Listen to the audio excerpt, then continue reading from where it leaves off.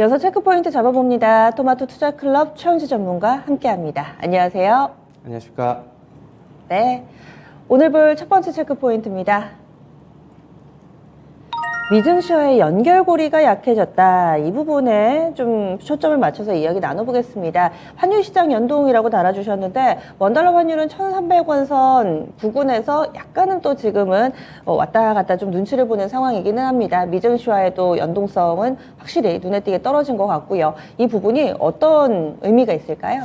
네, 지금 국내 증시 같은 경우는 예전에는 미국 증시와 연동성이 좀 있었는데 최근에 들어서는 6월달 들어서는 6월부터 지금까지는 뭐 연동성이 거의 없다고 보셔야 될 것으로 보고 있고요.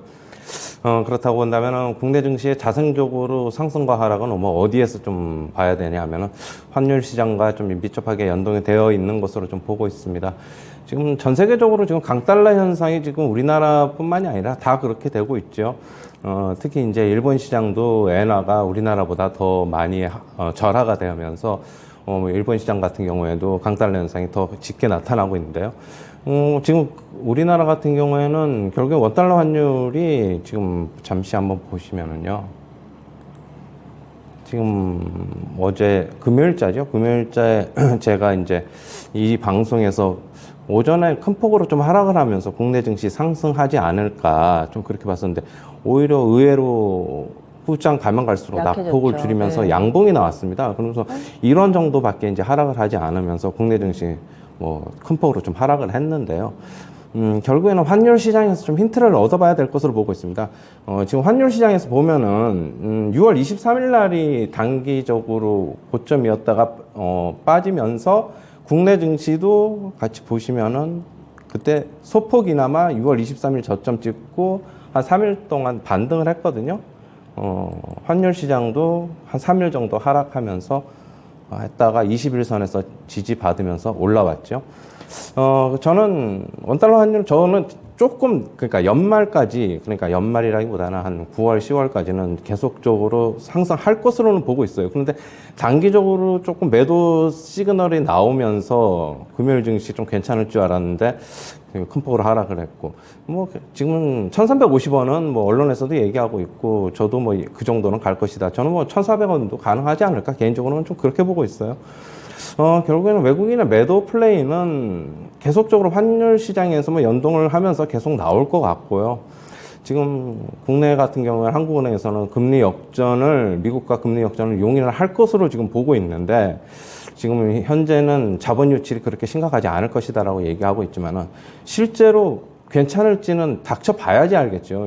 더 매도 강도가 강해지지 않으면은 막상 그렇게 되면은 외국인들 같은 경우에 이제 단기적인 고점으로 인식을 하고 자본 유출을 어느 정도 뭐 매도 규모를 좀 적게 할지는 모르겠는데 그러나 섣불리 예측하는 건 불가능한 만큼 저는 개인적으로는 뭐 예측을 그렇게 하면서 우리나라 시장 금리를 안 올리려고 하고 있는데 결국엔 부동산 시장 때문인 것 같아요. 부동산 시장에서 뭐 연착륙을 유도하려고 금리 역전을 허용할 것으로 보고 있는데 그렇다고 해서 부동산 시장이 뭐 연착륙 할 것으로 솔직히 개인적으로는 보지는 않습니다. 나 뭐 경제 위기가 온다면 더 큰 것을 이룰 수가 있어가지고 결국엔 모든 자산 가격이 어느 정도 빠진 상태여야지 나중에 다시 회복력이 좀 클 것으로 보고 있고 만약에 안 빠진다면 결국에는 고통만 더 길게 증가시킬 것으로 좀 보고 있고요. 뭐 증시에 대입을 한다면은 환율 시장이 상승을 하면은 주식시장 하락할 것으로 보고 있고요. 만약에 환율 시장 빠지면은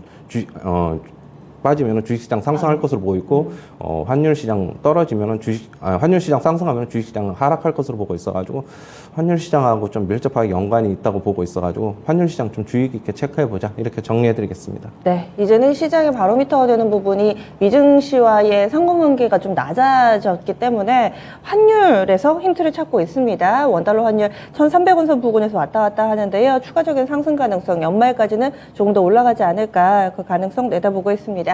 다음은 두 번째 체크포인트 넘어갑니다. 여기도 원전 얘기가 나오네요. 앞서서 이강우 전문가도 원전 관련된 종목 추천주를 주셨는데 건설업계가 원전 사업 투자 확대한다라는 내용입니다. 구체적으로 어떤 종목이 좀 해당이 되는지 이런 부분들 좀 다뤄주세요. 네, 정부가 지금 탈원전 정책을 폐기하면서 건설업계가 원전 사업에 투자를 확대하고 있습니다. 대표적인 업체로는 뭐 현대건설, 대우건설, 삼성물산인데요. 지금 현대건설 같은 경우에는 차세대 원전 사업 로드맵을 제시하면서 미국 웨스팅하우스사와 전략적 협약을 체결하면서 지금 미국의 대형 원전 사업에 참여하고 있고요. SMR, 즉 소형 모듈 원전 사업에도 미국 업체와 협약을 체결한 상태입니다. 대우건설 같은 경우에는 원전 솔루션 기업으로 지금 도약을 하려고 하고 있는데요. 지금 SMR 사업, 소형 모듈 원전 사업에도 투자를 시작했고, 대우건설의 강점은 원전 쪽에서 설계하고 시공하고 해체를 동시에 할 수 있는 토탈 솔루션 능력을 지금 보유하고 있다는 게 가장 큰 장점이고요. 삼성물산 같은 경우에도 미국 뉴스케일 파워와 함께 소형 모듈 원전 사업에 지금 뛰어들었습니다. 결국에는 건설업계가 원전 사업에 사활을 건 배경에는 향후 시장이 커질 것이라는 기대에 따른 것으로 보고 있고요. 지금 부동산 시장이 지금 꺾여서 내려오고 있는 만큼 매우 불투명한 만큼 주택 사업 의존도를 좀 줄이기 위해서 그런 것으로 보고 있어가지고 향후에 이쪽에서 어느 정도 성과가 나오면은 주택 사업 이쪽에서 좀 커버하면서 결국에는 주가는 어느 정도 하방 경직성을 좀 가질 것으로 보고 있고요. 만약에 뭐 이게 원전 사업이 그렇게 그다지 크게 뭐 성과를 내지 못하면은 금리 상승, 부동산 시장 불투명, 직격탄을 맞을 것으로 보고 있어가지고 이쪽에 좀 한 번 더 포커스를 맞춰보자 이런 입장입니다. 네, 그러면은 원전이 잘 진행이 된다면 여기에서 호재성 요인이 있는데 그 밖에 영업 환경은 그다지 좋지 않은 걸로 보고 계시네요. 그렇죠. 항상 말씀을 드리는데 지금 결국에는 금리 인상 대표적인 피해주라고 보고 있고 부동산 시장 저는 굉장히 안 좋게 보고 있어가지고 네거티브하게 보고 있죠. 그렇다고 본다면은 지금 서울에서도 민분양 나오고 있잖아요. 실질적으로 나오고 있고 경기도에서는 이미 전부터 나왔고 결국에는 건설업체들은 안 좋지 않을까 그렇게 보고 있습니다. 근데 일부에서는 이 규제 완화한다 이런 내용도 있으면서 단기에 시장에 반영이 되기도 했었는데 이런 부분은요? 그럼 철저히 제가 말씀드렸는데 단기적으로만 접근을 해야 된다고 보고 있고요. 네. 만약에 하락 쪽으로 계속 간다면 아예 그냥 거들을 떠도 안 봐야 될 것으로 보고 있고 지금 네. 만약에 현대건설 차트 한번 보시면은 네. 지금 어떻게 보시면 5일선 타고 가는 지금 모멘텀 구간이잖아요. 그러면 이럴 때만 솔직히 한번 건드려 보고 나머지 5일선 꺾이면은 네. 철저하게 건드리지 말아야 된다고 저는 보고 있습니다. 예, 알겠습니다. 건설 섹터 단기에는 바닥에서 약간 고개를 드는 듯한 모습을 보여주고는 있는데요. 조금은 냉정하게 볼 필요가 있습니다. 플러스 알파 요인으로 이 원전 쪽에 기대를 걸어봄직한데 그 밖의 요인들, 환율이라든지 부동산 시장이라든지 여러 가지를 감안해 봤을 때 이 중장기적인 투자 메리트는 낮다. 이렇게 의견을 주시네요. 그러면 오늘의 추천주 넘어가겠습니다. 가져오신 종목이 엔터 콘텐츠 섹터입니다. 지금 사마네트웍스 어떤 이유 때문에 이 종목을 가져오셨는지 궁금한데요. 네, 최근에 넷플릭스가 그쪽에서의 미국 시장의 주가는 부진했지만 여전히 아시아 시장의 확대를 고려하고 있다는 소식에 최근에 엔터주 중에서 가장 좋은 모습을 보이고 있습니다. 사마넥터스 같은 경우에는 지금 OTT 간의 지금 경쟁 심화로 인해서 제작 편수가 증가하면서 가격 상승도 수혜를 입을 것으로 보고 있고요. 지금 전 세계적인 OTT 시장이 대부분이 이제 불황이지만은 아시아 시장은 계속적으로 성장을 할 것으로 보고 있어요. 그렇다고 본다면 K 콘텐츠의 영향력이 아시아 시장에서 막강한 만큼 글로벌 시장에서 협상력이 강화될 것으로 보고 있고요. 지명도 높은 작가, 그다음에 PD와의 계약을 통해서 드라마 제작 기반을 마련하고 있다는 것도 긍정적입니다.